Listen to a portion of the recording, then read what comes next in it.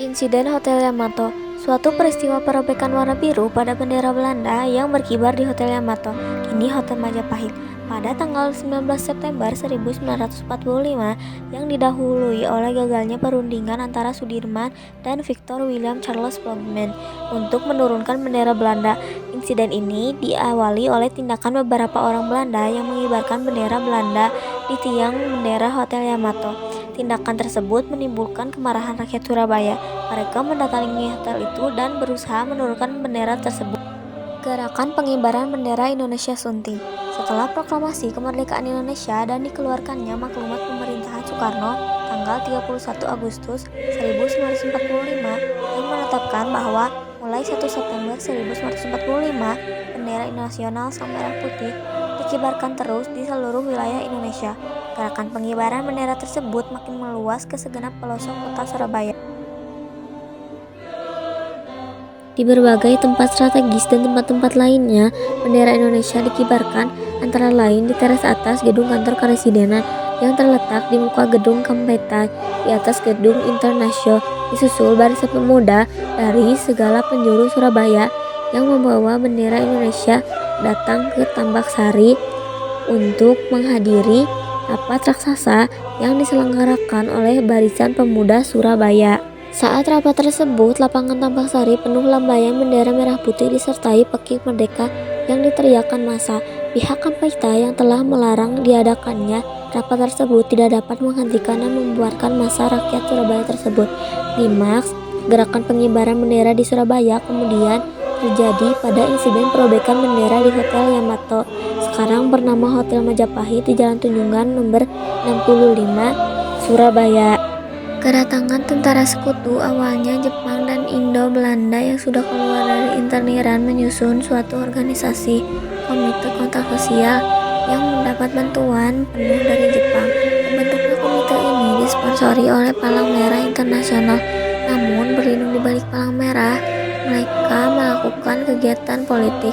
Mereka mencoba mengambil alih gudang-gudang dan beberapa tempat yang telah mereka duduki, seperti Hotel Yamato. Pada 18 September 1945 datanglah di Surabaya ofisir-ofisir sekutu dari Belanda, AFNI, Elite Force Netherlands, East Indies bersama-sama dengan rombongan Palang Merah dari Jakarta. Rombongan sekutu tersebut oleh administrasi Jepang di Surabaya ditempatkan di Hotel Yamato, Jalan Tunjungan 65, sedangkan rombongan Intercross di Gedung Setan, Jalan Tunjungan 80 Surabaya, lepas izin pemerintah Karesidenan Surabaya. Dan sejak itu Hotel Yamato dijadikan markas Rapui Rehabilitation of Elite Prisoner of War and Internees, bantuan rehabilitasi untuk tawanan perang dan interniran. Pengibaran bendera Belanda. Sekelompok orang Belanda di bawah pimpinan Wevisi Plogman pada malam hari tanggal 19 September 1945, tepatnya pukul 21.00, mengibarkan bendera Belanda tanpa persetujuan pemerintah Indonesia. Daerah Surabaya di tiang pada tingkat teratas Hotel Yamato, sisi sebelah utara. Keesokan harinya para pemuda Surabaya melihatnya dan menjadi marah karena mereka menganggap Belanda telah menghina kedaulatan Indonesia, hendak mengembalikan kekuasaan kembali di Indonesia, dan melecehkan gerakan pengibaran bendera merah putih yang sedang berlangsung di Surabaya. Gagalnya perundingan Sudirman dan Plogman.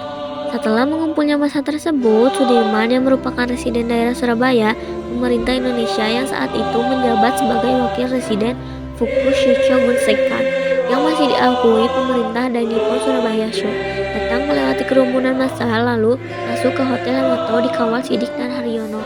Sebagai perwakilan RI, dia berunding dengan Plogman dan kawan-kawannya dan meminta agar bendera Belanda segera diturunkan dari gedung Hotel Yamato. Dalam perundingan ini, Plogman menolak untuk menurunkan bendera Belanda dan menolak untuk mengakui kedaulatan Indonesia. Perundingan ini berlangsung memanas. Plogman mengeluarkan pistol dan terjadilah perkelahian dalam ruangan perundingan.